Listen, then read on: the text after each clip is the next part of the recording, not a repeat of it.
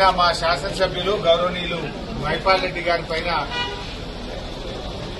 ED దాడులు జరిగిన నేపథ్యంలో వారిని కలవడానికి మాట్లాడడానికి రావడం జరిగింది. ముఖ్యంగా ఈరోజు దేశంలో అధికారంలో ఉన్న కేంద్ర ప్రభుత్వం, రాష్ట్రంలో అధికారంలో ఉన్న రాష్ట్ర ప్రభుత్వాలు ప్రతిపక్ష నాయకులను, ప్రతిపక్ష శాసనసభ్యులను టార్గెట్ గా చేసి వేధించే కార్యక్రమానికి పాల్పడతా ఉన్నారు. ఇప్పుడే మేము మహిపాల్ రెడ్డి గారితో మాట్లాడితే కనీసం ఇంట్లో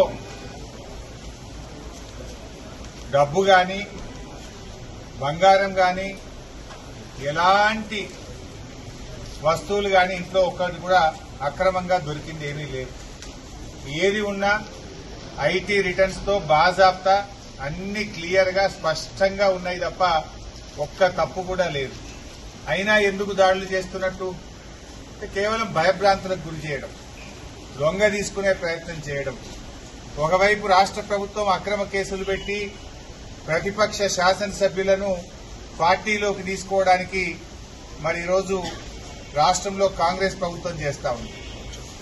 ఇవాళ దేశంలో ఐటీ, ఈడీ దాడుల గురించి ఏ రకంగా జరుగుతున్నాయో దేశ ప్రజలందరూ కూడా చూస్తా ఉన్నారు. కేవలం ప్రతిపక్ష నాయకుల మీదనే జరుగుతూ ఉంటాయి.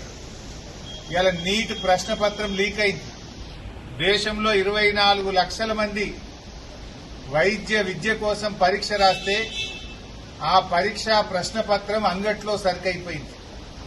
బీహార్లో, గుజరాత్లో 2 రోజుల ముందే ప్రశ్నపత్రాన్ని 30 లక్షల రూపాయలకు అమ్ముకున్నారని అన్ని వార్తలు వస్తా ఉన్నాయి. ఆ ప్రశ్నపత్రాలు అమ్ముకున్న వాళ్లను బీహార్ పోలీసులు అరెస్ట్ చేసినారు. మరి ఎందుకో ఈడీ దాడులు చేయరు? అక్కడ మీకు పీఎంఎల్ఏ కనబడతలేదా?